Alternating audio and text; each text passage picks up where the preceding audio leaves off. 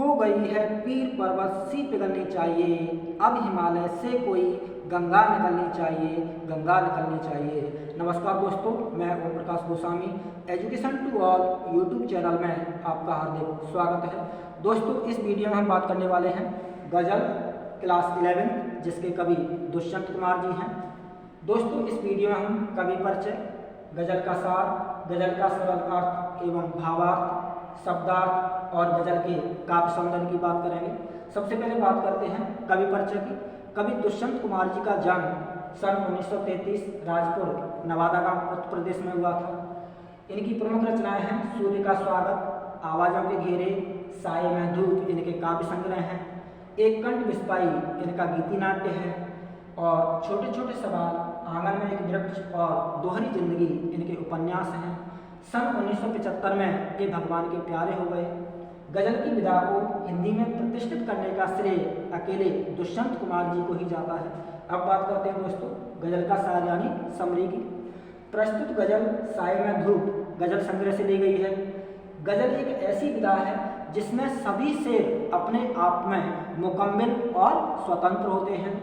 राजनीति और समाज में जो कुछ चल रहा है उसे खारिज करने और विकल्प की तलाश को मान्यता देना प्रस्तुत गज़ल का मूल भाव है।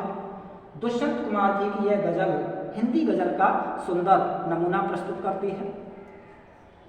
गज़ल का पहला शेर देखिए दोस्तों, कवि दुष्यंत कुमार जी कहते हैं कि कहाँ तो तय था चिरागा हर एक घर के लिए, कहाँ चिराग मयस्सर नहीं शहर के लिए। जब देश आज़ाद हुआ था तो तत्कालीन सरकार, सत्ताधारी लोगों, नेताओं ने देश की जनता से, देश के लोगों से ऐसा भरोसा दिलाया था, ऐसा यकीन दिलाया था कि हर एक गांव, हर एक शहर में समुचित सुविधाएं होंगी। शिक्षा, स्वास्थ्य, बिजली, पानी, सड़क जैसी सुविधाएं उपलब्ध कराई जाएंगी। लेकिन कवि दुष्यंत कुमार जी कहते हैं कि वर्षों बीत गए, गांव को तो छोड़िए, यहाँ तो शहरों में भी सुविधाओं का अभाव है, शहर भी सुविधाओं से रहित है। अगला शेर देखिए दोस्तों, कवि दुष्यंत कुमार जी कहते हैं कि यहाँ दरख्तों के साए में धूप लगती है, चलो यहाँ से चलें और उम्र भर के लिए। पेड़ का गुण धर्म है दोस्तों शीतल छाया और फल प्रदान करना। लेकिन कवि कह रहे हैं कि यहाँ पर दरख्तों में पेड़ों के साए में यानी पेड़ों तले धूप लगती है, विरोधाभास अलंकार है। अर्थात कवि कहना चाहते हैं कि समाज के जिन लोगों या सरकार के जिन लोगों का कर्तव्य जनता की सहायता करना है, जनता की सेवा करना है, जनता को न्याय दिलाना है, जनता की रक्षा करना जिनका कर्तव्य है, वही समाज के, देश के रक्षक लोग क्या हो गए हैं, भक्षक बन गए हैं। वह न्याय या रक्षा करने की जगह पर देश की जनता को लूट रहे हैं, देश की जनता का शोषण कर रहे हैं, अन्याय कर रहे हैं। इसलिए कवि कहते हैं कि यह जगह रहने लायक नहीं है, उम्र भर के लिए यहाँ से कहीं और चलते हैं। अगला शेर देखिए दोस्तों, ना हो कमीज तो पांवों से पेट ढक लेंगे, ये लोग कितने मुनासिब हैं इस सफर के लिए।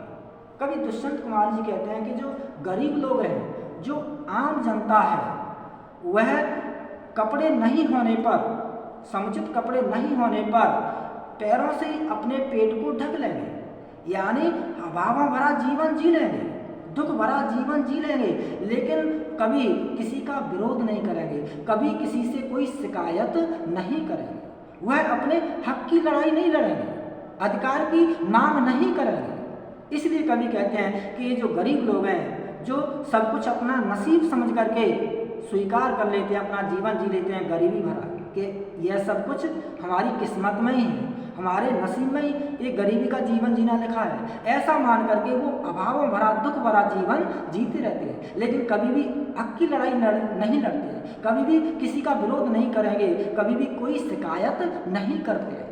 इसलिए कवि कह रहे हैं कि ये लोग कितने मुनासिब हैं इस सफ़र के लिए, यानी गरीबी का, अभावों भरा, दुख भरा जीवन जीने के लिए ये लोग कितने मुनासिब यानी सही हैं। अगला शेर देखिए दोस्तों, कवि दुष्यंत कुमार जी कहते हैं कि खुदा नहीं ना सही आदमी का ख्वाब सही, कोई हंसी नज़ारा तो है नज़र के लिए। ईश्वर नहीं है तो कोई बात नहीं, ईश्वर को लेकर के आदमी का ख्वाब ही सही, आदमी का सपना ही सही, लेकिन कुछ तो है जिसके सहारे व्यक्ति हंसी खुशी अपना जीवन जी लेता है। ईश्वर नहीं है कोई बात नहीं है, आदमी का ख्वाब ही सही, ईश्वर को लेकर के आदमी का ख्वाब यानी सपना ही सही, लेकिन कुछ तो है जिसके सहारे व्यक्ति हंसी खुशी अपना जीवन जी लेता है। अगला शेर देखिए दोस्तों, वे मुतमईन है कि पत्थर पिघल नहीं सकता, मैं बेकरार हूँ आवाज में असर के लिए। कवि दुष्यंत कुमार जी कहते हैं कि ये निश्चित है कि जो सत्ताधारी पत्थर दिल लोग हैं वो पिघलने वाले नहीं हैं, बदलने वाले नहीं हैं, ये निश्चित है। ये कवि कहते हैं कि मुझे निश्चित रूप से मुझे पता है कि जो सत्ताधारी लोग हैं, जो पत्थर दिल लोग हैं, वो बदलने वाले नहीं हैं, पिघलने वाले नहीं हैं, लेकिन मैं बेकरार हूँ आवाज में असर के लिए, लेकिन मैं बेचैन हूँ कि मेरी आवाज का देश की जनता पर, समाज के लोगों पर कुछ तो असर होगा, समाज में देश की जनता कुछ तो परिवर्तन आएगा, मैं इसी के लिए बेचैन हूँ और मैं अपनी गजल लिखता रहूँगा जिससे कि समाज में कुछ तो परिवर्तन आएगा, देश के लोगों पर कुछ तो मेरी आवाज़ का असर होगा, मैं उसी असर के लिए बेकरार हूँ, बेचैन हूँ। अगला शेर देखिए दोस्तों, कवि दुष्यंत कुमार जी कहते हैं कि तेरा निजाम है सिलते जुबान शायर की, एक एहतियात जरूरी है इस बहन के लिए। कवि दुष्यंत कुमार जी कहते हैं कि निजाम यानी सत्ता, शासन, सरकार, सत्ताधारी लोगों को संबोधित करते हुए कवि कहते हैं कि हे सत्ताधारी लोगों, तुम्हारे पास सत्ता है, तुम्हारा शासन है, तुम्हारी सरकार है, तुम लोग चाहो तो मेरी बोलती, मेरी जुबान को बंद कर सकते हो, मेरी बोलती बंद कर सकते हो, यानी मेरी लेखनी पर अंकुश लगा सकते हो, मेरी अभिव्यक्ति की आज़ादी पर अंकुश लगा सकते हो और अपनी सत्ता को बचाने के लिए तुम्हारे लिए ऐसा करना सही भी है। अगला शेर देखिए दोस्तों, जिए तो अपने बगीचे में गुलमोहर के तले, मरे तो गैर की गलियों में गुलमोहर के लिए। कवि दुष्यंत कुमार जी कहते हैं, गुलमोहर दोस्तों एक पेड़ होता है जो आप इसमें चित्र में देख सकते हैं, गुलमोहर का पेड़ है, और गुलमोहर जो कि बहुत ही सुंदर सुंदर फूलों वाला, घनी छाया वाला पेड़ होता है, लेकिन गुलमोहर यहाँ पर प्रतीक है दोस्तों स्वाभिमान का, आत्मसम्मान का।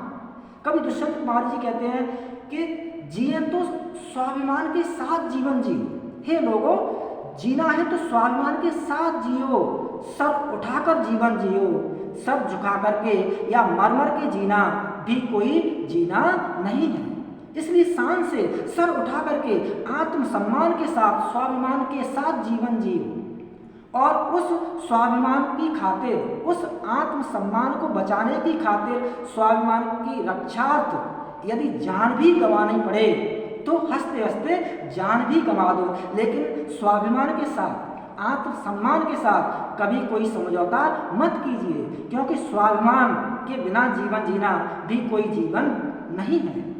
जीवन वही है जो स्वाभिमान के साथ सर उठाकर जिया जाए। वही संदेश कवि के द्वारा इस शेर में दिया गया है लोगों को कि हमें स्वाभिमान के साथ कभी समझौता नहीं करना चाहिए, हमेशा सर उठा करके स्वाभिमान के साथ, आत्मसम्मान के साथ जीवन जीना चाहिए और आत्मसम्मान, स्वाभिमान की खातिर यदि सर भी कलम करवाना पड़े तो खुशी खुशी सर कलम करवा दीजिए, जान गंवा दीजिए, कोई बात नहीं है, लेकिन सर झुकाकर या मर के जीवन जीना कोई जीवन नहीं है।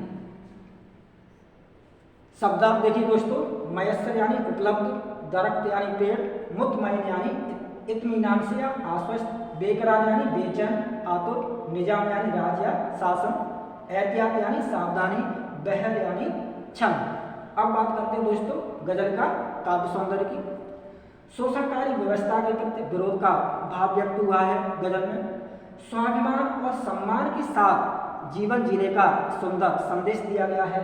हिंदी और उर्दू शब्दावली का प्रयोग हुआ है, गजल शैली का प्रयोग हुआ है, अनुप्रास एवं विरोधाभास अलंकार का सुंदर प्रयोग हुआ है। तो यह था दोस्तों गजल क्लास 11। बहुत बहुत धन्यवाद, हार्दिक शुभकामनाएं, all the best, good luck, जय हिंद।